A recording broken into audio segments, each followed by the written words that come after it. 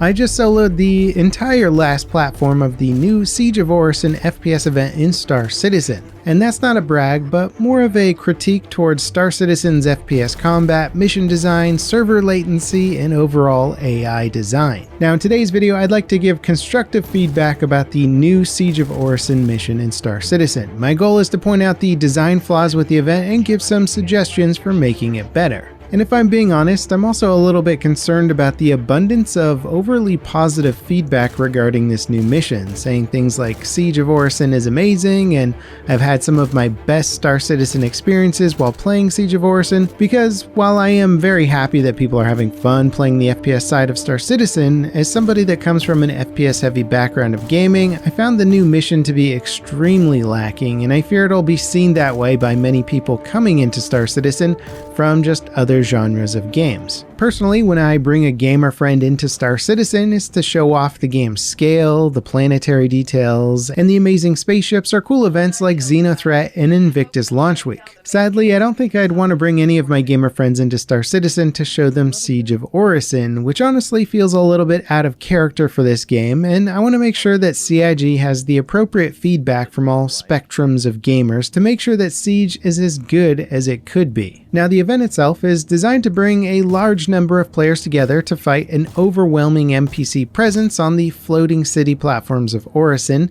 and eventually defeat their leader. The concept is certainly fun, but unfortunately the execution is lacking. I played the event 3 times. The first was in a fire team of 2 coordinated people. The second time I joined some randoms with a party of 7, and the third time I just went in solo. Now, aside from bugs that prevented some mission progress in my second playthrough, well, my solo playthrough was kind of alarming in that I was able to complete the hardest part of the game completely by myself. And again, this isn't a brag. The gameplay in the background is this play session. You can see that there isn't really any sort of high level or crazy FPS skills on display here, just kind of basic FPS stuff. As long as the enemy AI were approached somewhat methodically and you searched around enough to make sure you don't miss any of them hiding behind a little piece of cover, a barrier, or in a bush, you could pretty much ensure that you weren't going to take any fire. Now, my intention wasn't actually to even attempt this mission solo. I just literally didn't see anyone else while I was progressing. Based on the chat, it really only seemed like there was a handful of players attempting the mission at the time. Now, once on the admin platform, I cleared what must have been well over 100 enemies, including the lieutenant and Ren, and then I shut off the final IFFI system. For anyone who doesn't know, this mission is supposed to be a 50-ish player coordinated assault. However, the Siege of Orison, despite its artistic beauty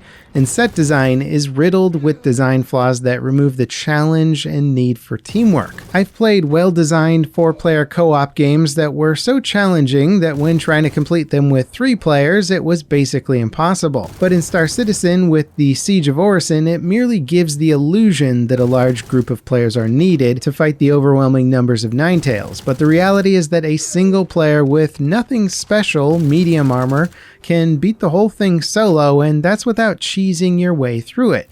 That's a real problem in my opinion, because I think most FPS fans, myself included, get joy from challenging gameplay. I want to team up with my friends and almost die. I want to get overrun by the enemy. I want to have to fall back. I want nail-biting moments, and so far the Siege of Orison has provided very little of that. Now, before I get deeper into the flaws of this event, I would like to first give CIG credit where credit is due. The developers are trying to create a large-scale, campaign-style FPS mission in Star Citizen's universe. And of course, this is an extremely challenging task, and I've only ever seen FPS co-op done well with smaller groups of players, like in Left 4 Dead, GTFO, Halo, or Destiny. So I certainly have to give them some credit for attempting to forge new ground here and doing something like this on such a large scale.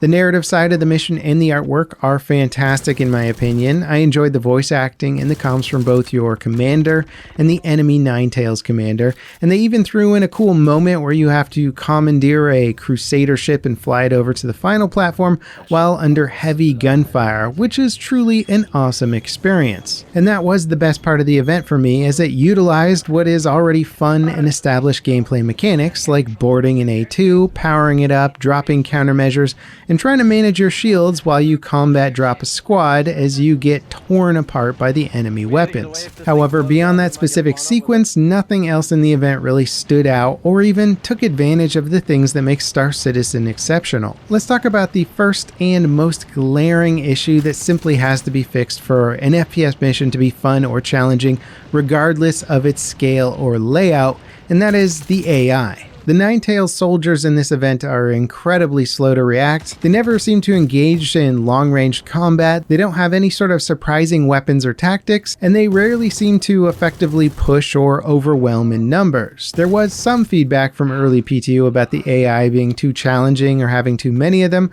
but it's simply not something I experienced during any of my play sessions. As far as I can tell, they're pretty much the same as the bunker AI, which are just not impressive in their own right. While clearing the final admin platform, I engaged countless enemies. The only time I even took return fire was when I didn't notice an NPC that happened to be well hidden, or there were enough enemies that some of them just simply had time to react to their squad getting gunned down. The rest of the time, it was usually pretty easy to down them all before any shots were even sent my way. My weapon of choice was the FS9 machine gun, simply because it offers 120 rounds before needing to reload, making it ideal for soloing groups. It's of course not needed to complete this mission, it just ensured that my reloading amount was minimal. It's almost like the AI group's reaction time is based on you having to reload between targets so that they have enough time to actually engage you after their teammates die. And I'm not sure if their slow reaction time is due exclusively to server performance and low tick rate, or if they've actually toned it down to try and make the event accessible to everyone. But regardless, the AI are easy mode when compared to any other FPS campaign or co-op shooter that I can remember playing. Even playing something like Battlefield 2042, where they can fill a server with 128 bots, those bots are far more reactive and challenging when compared to these ones. Star Citizen simply has to make their AI way harder to defeat, forcing players to work together to achieve victory. And again, for myself and I think many other FPS fans, if it's not challenging, it's not going to be fun. And I know that better AI performance may be locked behind tech barriers such as server meshing, so if that is the case, then hopefully CIG intends to improve their reaction time massively once that tech is available. Now, the other problem with AI is the lack of combat variety. Sure, there's about 4 different armor and weapon archetypes for the bad guys. Some of them have machine guns, others have shotguns, others have SMGs, but beyond that, there's really no surprises. I didn't encounter any AI mounted on those cool minigun turrets. None of them had railguns, rocket launchers, grenades, or sniper rifles. Star Citizen's a game that's supposed to take place about 1,000 years into the future, and the Ninetales don't even have World War I era weapon variety. There's no mortars, machine gun emplacements, minefields, sniper nests, searchlights, grenades, not to mention the endless possibilities of what Star Citizen's tech could bring: scanner drones that call in reinforcements, power armor enemies, combat force fields, jump jets, tanks, APCs, air cover that engages ground targets, and whatever other cool sci-fi and gadgets you can think of. None of that is here, which sticks out like a sore thumb against what is clearly a high-effort production when it comes to the art and narrative side. The lack of enemy variety also reduces the strategy needed to engage them or having to work together with teammates. There's no need to bring in special gear to complement your fire team. Nobody's like a designated medic or a designated sniper or heavy weapons guy,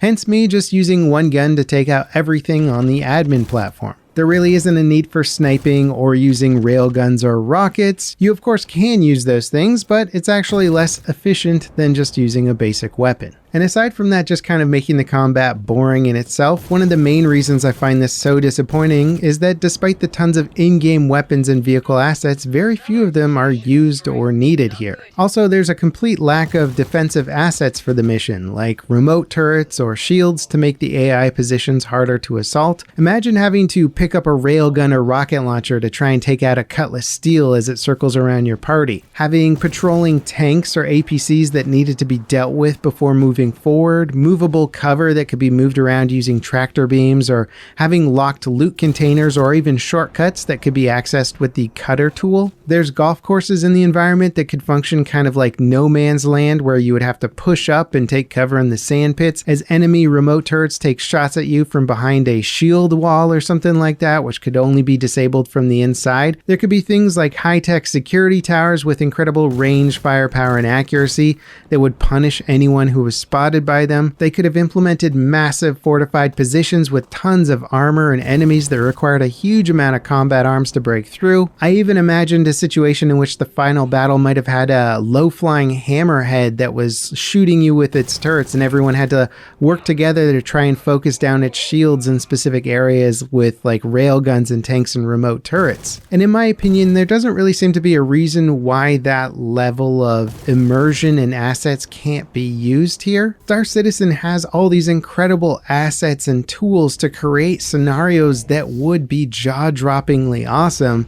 And instead, what we get is bunker AI walking around in small groups, having almost no appearance of defensive strategy and occasionally returning fire. To me, it's not just a letdown on the basic FPS formula of what makes fun and engaging co-op gameplay, but also it's a letdown given what assets we have currently in the Star Citizen universe and the fact that so few of those are used or needed. Now, further exploring the teamwork side of the mission, the overall mission objectives don't lend themselves to a sense of working together. The lack of group objectives and an emphasis on single target tasks makes the gameplay feel like it's designed for a smaller group of players playing in their own instance. Most of the IFFI crates and lieutenants are found or killed by one or two players, making everyone else feel like they're just tagging along rather than actually contributing to the progress of the mission. I feel like having objectives that require the collective players to eliminate X number of enemies, or having to shut down 10 IFFI units to disable a platform would at least allow people to split up and feel like they're actually contributing,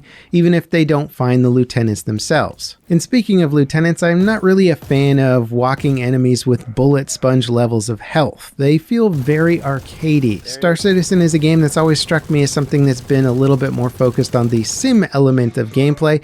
And again, bullet sponge targets really don't lend themselves to that immersion. It certainly would have been a lot cooler to allow them to be operating an armored vehicle or have a whole bunch of elite guards that you had to fight through before they would reveal themselves, just so that the lieutenant fights didn't feel so weird. There's also quite a few quality of life mission upgrades that could be made to just make the general experience more inviting. Something like a triage tent at the first platform where people could set a respawn point would be extremely helpful to avoid segmenting players too much, and also forcing the full objective completion before players are allowed to move on to the next platform with something like a countdown timer and UI that properly explain that everybody should be getting ready to move over to the next platform, I think would help everybody to get together, prepare, heal up, get their ammo ready, and assault the next platform as a cohesive unit rather than trickling over as they realize that they have the opportunity to do so. Overall, it seems like the Siege of Orison has a long way to go for being a challenging and or rewarding event for me. And I do think I represent a lot of shooter fans out there that are similarly not going to be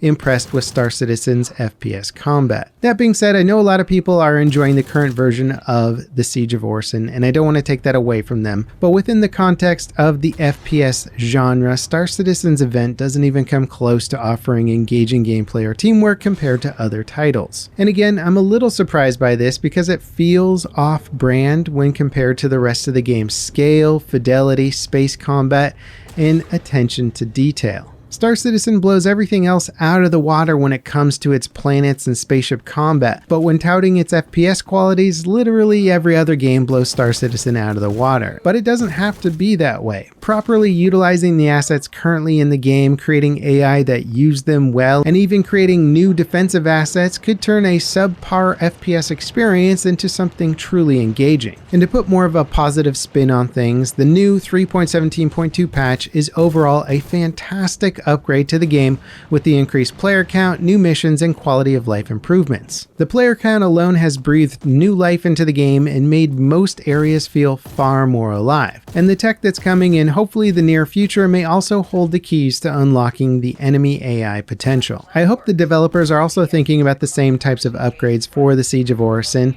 and I see it as being an okay foundation with a cool story and environment to set up a more engaging event down the road. As with all the other events in Star Citizen, many tweaks and upgrades and additions have been made to them as they learn what works and doesn't work, so I hope we see similar treatment with the Siege of Orison. I'd be curious to hear what others think about the Siege of Orison. If you liked it, what specifically did you enjoy? And if you didn't enjoy it, well, what was the reason? As always guys, thank you so much for watching. I hope you enjoyed the video, and I'll see you next time. This is Level Cap, signing off.